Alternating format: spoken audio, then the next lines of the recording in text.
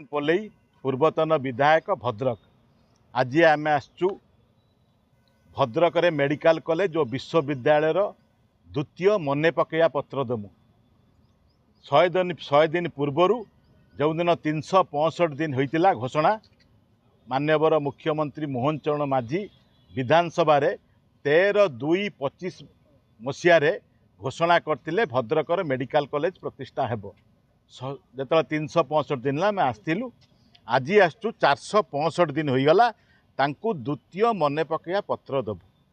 ये जो मने पकया पत्र भितर आपणकर सीए माननीय मुख्यमंत्री विधानसभा बजेट अधिवेशन ले घोषणा करचंती भद्रक रे मेडिकल कॉलेज हब।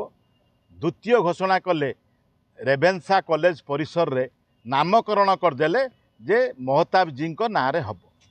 आउटे खबर शुणु आमे 100 दिन भितर मने पकया पत्र देवा भितर मान्य आमर सम्मानीय जिलापाल महोदय जागा चिन्हट करी प्रस्ताव दे देइचंती सरकार को।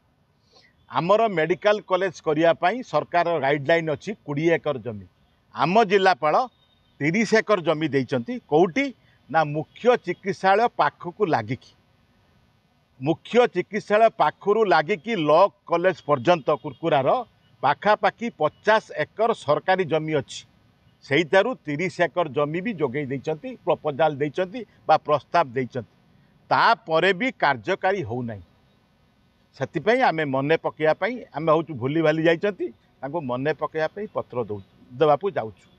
एइटी आम मन भीतर गोटे आशंका अच्छी आमे ज्योतिष नुहे किंतु आमे आकलन करुचु आमर सरकार जेतले आसंती 1825 दिन बा 5 वर्ष पाई से 1825 दिन लु 45 दिन होची आचरण विधि ताकू माइनस कने रहिबो 1780 दिन। आजिका डेट रे 730 दिन ये सरकार काम सरीगलानी आउ रही 1050 दिन। मनर आशंका आसुची मु पुणी आउ थे रिपीट करुच्ची जे आमे ज्योतिष नुहे आकलन करुचु मोदी जी समय भी 12 वर्ष प्रधानमंत्री रहिया भितर भी तांको दृष्टांत रे बहुत मुख्यमंत्री परिवर्तन करचंती जेहेतु भारतीय जनता पार्टी एक जातीय दल परिवर्तन हवाटा स्वाभाविक कथा। आम मनरे आशंका अच्छी मोहन चरण माझी घोषणा करचंती नामकरण करचंती बाईचान्स जदि परिवर्तन हो जाती पुणी अलग रकम चक गड़ी जपरि 12 हाथ पुणी अलग आड़की चलीज ये मनरे भी आशंका आसुची कि धैर्य हरा आमे नाऊ धैर्य धरिक अच्छु शांतिपूर्ण हिसाब से मने पकया पत्र आज देबु पुणी 100 दिन पर सेप्टेम्बर 1 रे तृतीय मने पकया पत्र देबु।